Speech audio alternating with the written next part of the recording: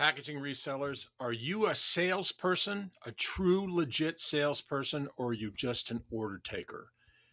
It's imperative that you understand where you fit in this whole scheme of things. I've had people that have contacted me for years that I can tell in about 30 seconds whether they're an order taker or a legit salesperson. And let me share with you why I know how.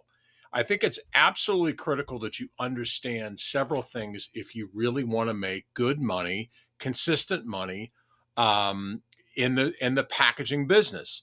You cannot be focused on the product itself and get caught up on the cost initially.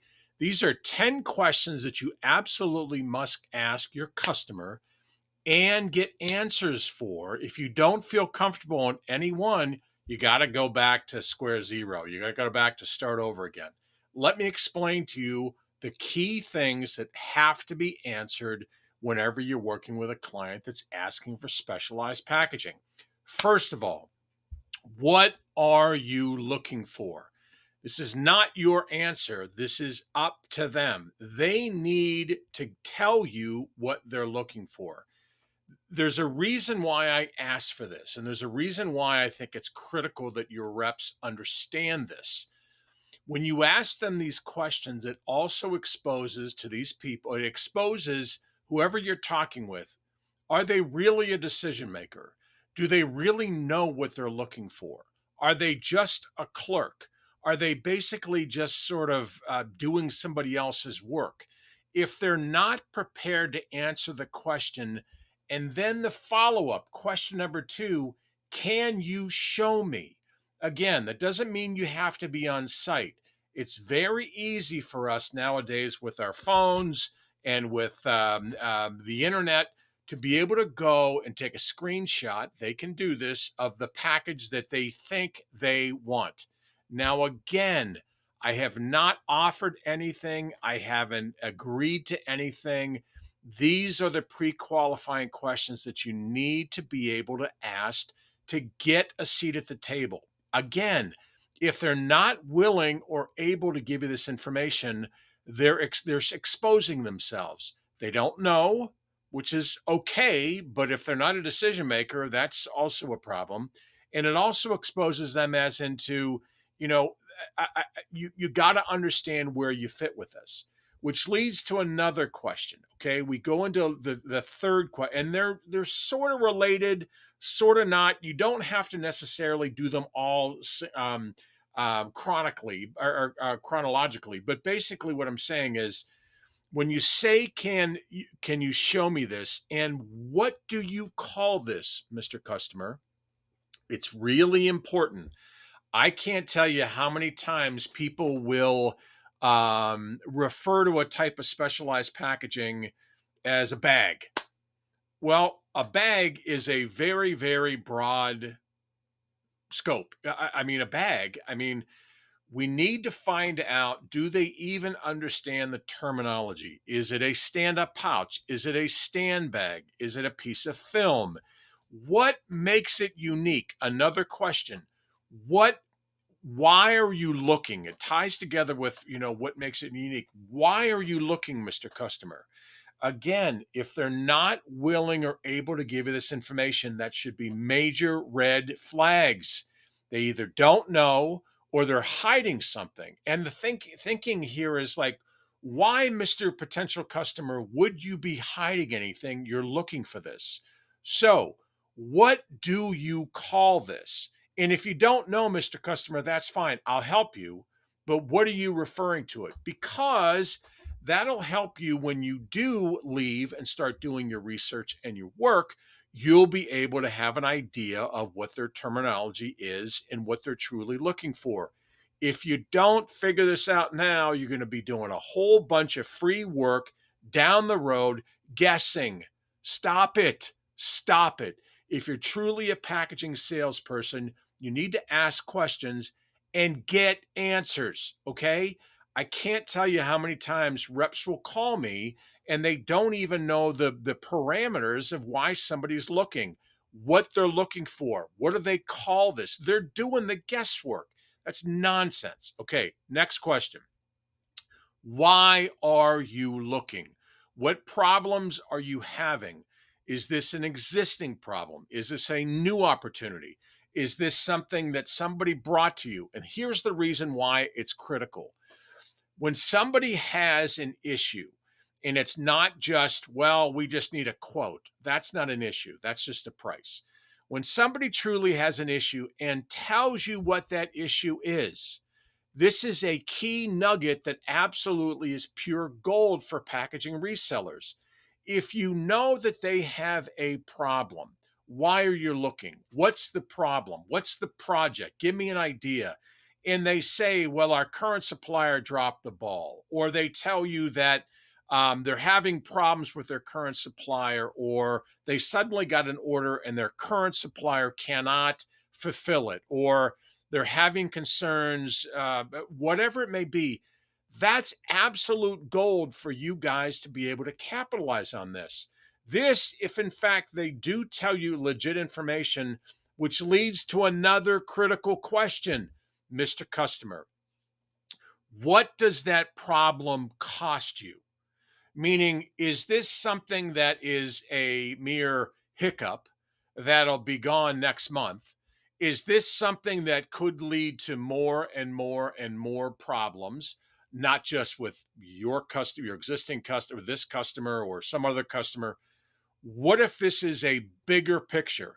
What if this tells you that not only does this potential customer have this problem, but everybody else in the industry also has the same problem? Wouldn't that be of value, especially if you had an answer? If you knew way beyond not this guy, but every other player in this industry has a similar problem or scenario, guys, that's gold.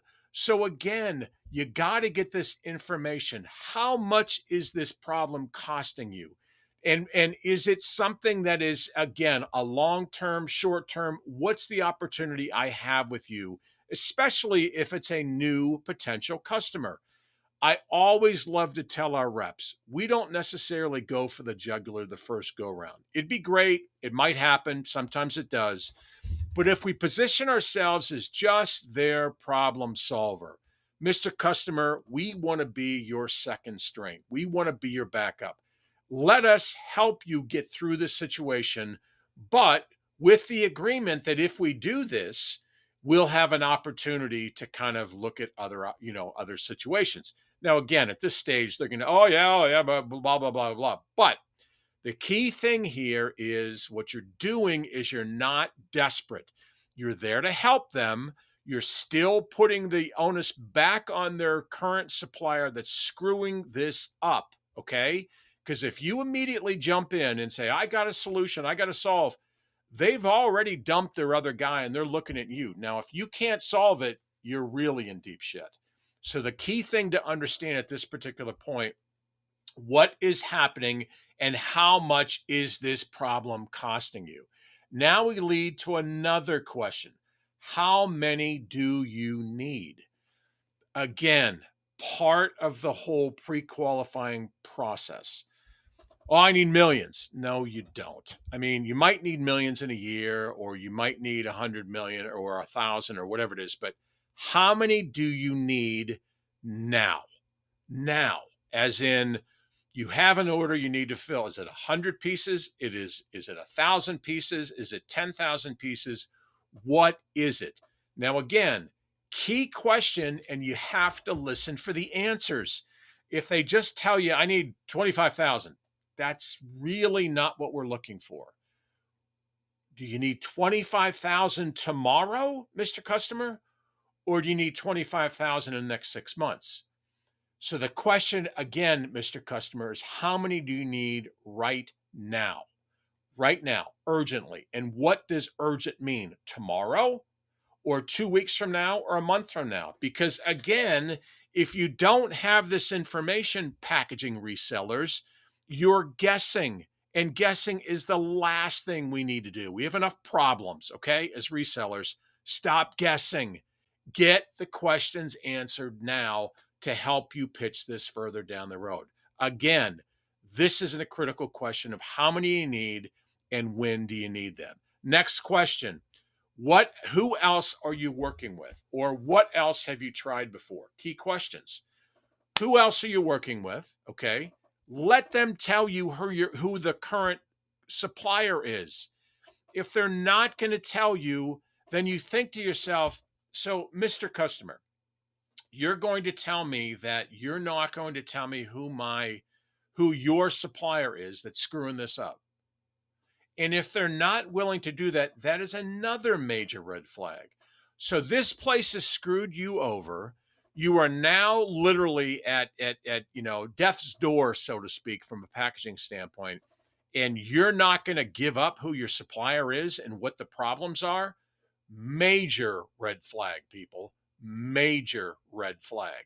Critical information that you need to get then to be able to kind of know forward what you're going to do with this. Again, who are you currently dealing with? What have you tried before? Sometimes customers have already tried solutions that you may be thinking about. Again, at this particular stage, we're open to any solution, and maybe you have it in your back pocket. But if you ask them what they've tried before, also sometimes this short circuits the whole trial and error process on you. But if you don't ask that question, you're guessing. And God forbid you go out there and do a shit ton of work and you spend 2 weeks on this and you come in and they go, yeah, we tried that before, it doesn't work. Now, who's the knucklehead? Okay. At that particular point, we are. My point with this is that it's a key couple of questions. Who are you dealing with right now? And what else have you tried before? Now, here's where the rubber meets the road. What price point do you need to be at? Again, if they're not willing to give you this, think about this. They're having problems. They haven't given up. Maybe they did, but if they're not willing to tell you what the price point they need to be at, is it $1? Is it $1.50? Is it 10 cents? Is it a penny? Look, everybody says a great game or talks a great game when it's like, oh, cost doesn't matter. Well, I need this stuff right away. Cost doesn't matter. Okay, they're $12.50. Oh my God, we can never do it. Okay, so let's be realistic. What is the real neighborhood you want to be in? 50 cents. Okay, is it 50 cents landed, 50% at your door, 50 cents going head to head with your current supplier? Or is there room in there to air freight it or ship it faster or get it done faster? Or maybe we have an opportunity with the factory to pay a little extra and get it done faster. You see where I'm going? And again, if they're going to nickel and dime you and they're not going to tell you where they need to be, another major red flag. And I wrap this up. When do you need them? I've asked this sort of in another one of these questions, but it's when do you need not just a little bit to tide you over, but when do you need the whole thing? And there's the reason why. If you can get these people to commit, let's say hypothetically they've got a major problem with their current supplier and they need 100 of these things or whatever it is, 1,000 of these things. Well, maybe you can make a couple of bucks, but what if you could lock them in to the next entire run, which will give you 6 months to build a relationship with them? Meaning, if you know that they need 25,000 in the next 6 months, but they only need 1,000 in a hurry, and you're able to convince them and you're able to sell them, I can get you 1,000 in 2 weeks, guaranteed, quality checked, ready to go. But I need an order for 25,000. I'm going to have this factory stop what they're doing to run these. Now you are in a position of strength. Now you are not just waiting for them to give you, this is coming at them from your strength. So a lot of packaging resellers are very much just sort of just answer questions, do a bunch of free advice, give it, and they do a bunch of free quoting and they just hope that somebody calls them. That's not the way to sell packaging in 2024. If you want to be successful in this space, you got to have the courage to stand tall and you got to be able to ask questions. And by the way, if they don't give you the answers, if they're not clear on the answers, you either found the wrong person or they're pulling your strings. And call that bluff. Be prepared to walk away if you're not getting your opportunity. Because I'm telling you right now, you're not going to get the order anyhow. So walk away. It's like being, now you flip this. You have the power, packaging reseller, to be a buyer at this stage and go, well, I'm sorry, you're not willing to really kind of give me the information I need. So I don't think we're a fit. So I think, and I hope this is helpful, but it drives me crazy. But if you really want to be successful as a packaging reseller, you've got to understand the questions that you need to ask and have the courage to get the answers. I hope this is helpful. Thanks. Hi, everyone. It's David Baranek. I hope you enjoyed that episode. If you want to see more, here's another video that you can check out, and I hope you enjoy it. Thanks.